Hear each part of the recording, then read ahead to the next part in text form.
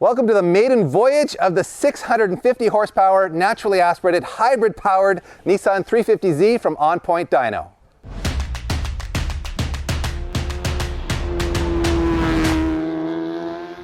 This is of course Sasha from Onpoint Dyno, and if you want to know more about this car, make sure you click on the link in the top right corner where we've gone through the build of this car in quite a lot of detail. So Sasha, what's the plan today?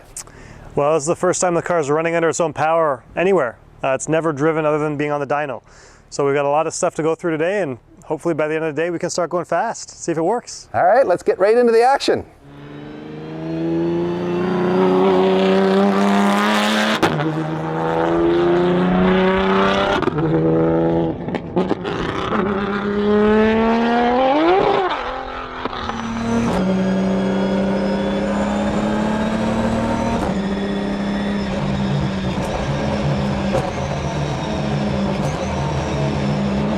Shifting seems to be working well.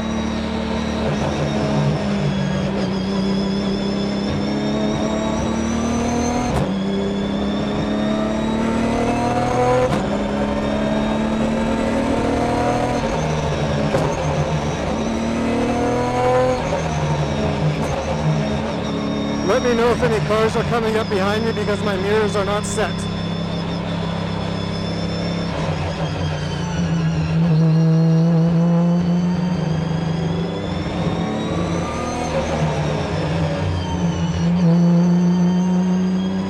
Traction control is working, but it's too sensitive, so it's stuck on the wrong map.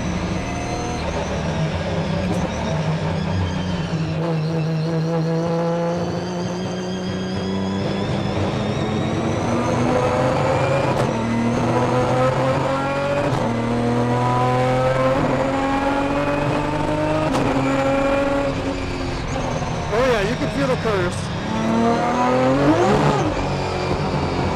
Okay, traction control is not working.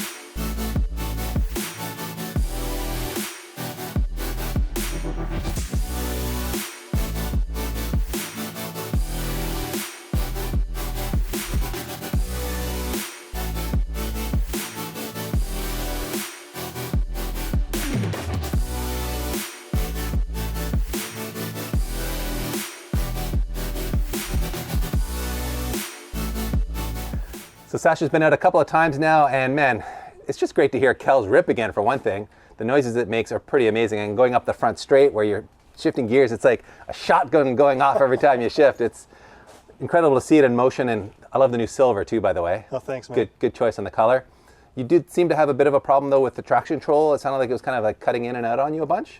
Yeah. I mean, first of all, this thing is like full sensory overload when you drive it, right? It's just the sounds and the gear shift and the pull now from the hybrid when it starts coming on. So you could feel a difference? Oh yeah, I mean, it's like, yeah, you feel 150 horsepower for sure. Yeah, I guess so. It's pretty crazy.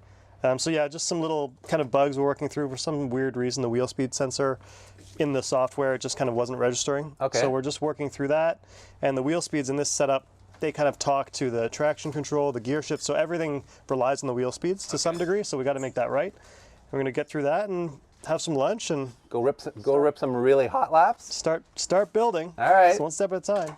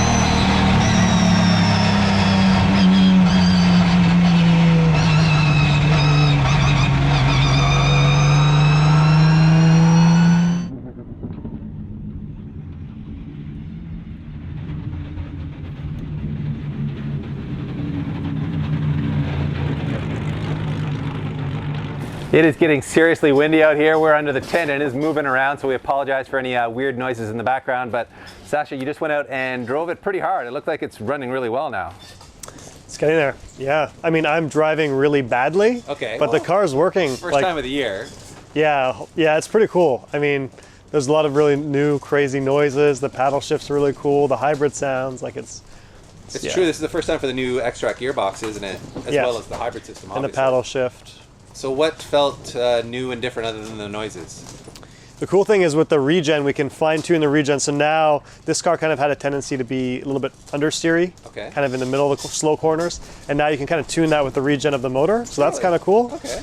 Yeah, and then obviously just the power. It's just fine tuning now. You know, the more power you have, the harder it is to get it perfect, right? Sure. Changes your braking distances. Yeah, Kels used to always be kind of like a low power momentum car. And now we're starting to kind of have like time attack problems of trying to make the car work well at high power. Right. So yeah, it's pretty cool that it's working the first try. It's wild. Yeah. And the fact that the only thing that you really had problems with is the brakes overheating. Yeah. Everything else was overheating. The brakes were marginal last year. We knew they were going to be at the limit this year. So we fried the brakes on after 3 laps. Yeah. But the motor and the battery are still quite hot, so it's going to take some more work, I think. Okay. You were saying the battery's got up to like 41 Celsius or something like that? 41 or 42 Celsius. And we're using a ton of regen. Like that session we did, the battery level didn't go down at all. Wow. So it's regenerating energy anytime you're not on the full throttle. It's pumping power back into the battery. You don't need to use that much regen. We don't need to use ours regen. And that'll keep the batteries a bit cooler? Exactly. And the motor, everything will be cooler. What about the weight balance of the car? Do you feel anything different that way? Main problem we're having right now is that the dampers in the back of the car are really bad. Okay. So we're just trying to see if these dampers we had rebuilt, if they can make it, if they can work or not. Otherwise, we're going to do something else. Okay. So you'll see in the video, the rear of the car is all over the place. So it's hard. Stiff out there. Yeah, it's hard putting power down. Okay, so it's hard to judge the balance, I guess, because the dampers. The balance is quite good, and then you hit a bump, and you're just kind of hanging on for the ride. Okay. Yeah. But you don't feel like the addition of the weight and where it's located and everything in the car versus the pre-hybrid. Oh, it's way better now because it was 56.5% front weight. Okay. For a rear-wheel drive car, that's like insanely bad. So you've got more weight over the drive tires. Now it's 52% rear. So the car, I would say, feels more balanced now. It might not be much faster because it's 200 pounds heavier, but it definitely feels better. Okay. Speaking of faster, I mean, this was obviously just the first session in anger, but you feel like it's going to be faster than your best lap was in the end? I don't think so. Looking at the data, we're only up 7 kilometers an hour in the straight line. Okay. So to gain 200 pounds to only have 7 kilometers an hour straight line speed, maybe it'll just be a wash. But this is the 100 horsepower motor, not the 200 horsepower motor. Yes, the 100 horsepower, 120 horsepower motor, and then also, this is just kind of like the first development round. Eventually we'll have a real motorsport battery in there, and that'll save 80 pounds. That'll cut the weight gain in half. Right. So this is just like a really cool technology platform now to build on, to learn about this stuff. And if the car's not faster, that wasn't really the main goal. Right. Well, I'm pretty sure you will find a way to make it go faster. By the way, we didn't show you some of the coolest little updates that you've made to the car since the last time you guys would have saw it, which was on the dyno. You've added a bunch of ducting, as well as like a light warning system for basically if the car becomes electrified. Is that right? Yeah, we bought a new 3D printer that prints like this nylon carbon stuff, and we've made some really nice big ducts, some cool stuff that would be pretty hard to make. Traditionally it would take a lot of time, so we did some of that, and that high voltage light warning system. We kind of copied what Formula One does. Okay. It's kind of green when the car's powered up, and red if there's like high voltage present. Okay. And then we also added that it will flash if there's a breakdown of isolation, if basically the chassis of the car becomes electrified. Right. Flashes red and yellow, I think you said? Red and yellow, yeah, exactly. He has like a 4-page safety document that I read today, so I don't electrocute myself. TP. We want to be safe here. And I particularly like that one duct you added on the driver's side, which has like that scoop. Is that sending cold air to the battery pack? Yeah, so you'll see under the trunk here, but we added a duct on each side with these 3D printed these vents that go into the rear heat exchanger for the motor and the inverter. Okay. So that's what these feed in these NACA ducts. And then we've got a little duct under the high voltage light on the passenger side that feeds my helmet. Well, maybe that's a wrap then, Sasha. I don't think we're really going to have another chance to go any faster today. So thanks for bringing it out, and congratulations on building what we think is maybe the first privately built hybrid powered race car. We don't know of another one in the world. It's pretty cool. I definitely feel kind of proud about it. That's a hell of an accomplishment, man. Cool. Yeah, thanks, man. If I didn't have to stand 6 feet away from you, I'd give you a high five right now. So congratulations, sir. Oh, wow. And thank you, everyone, for watching. We appreciate you checking in, and we will follow up with Sasha again, of course, as the car develops and as lap times start to fall and track records along with it, we hope. Cross your fingers. Stay unelectrified, everyone. Unless you're driving a car that's got electricity in it, then get electrified.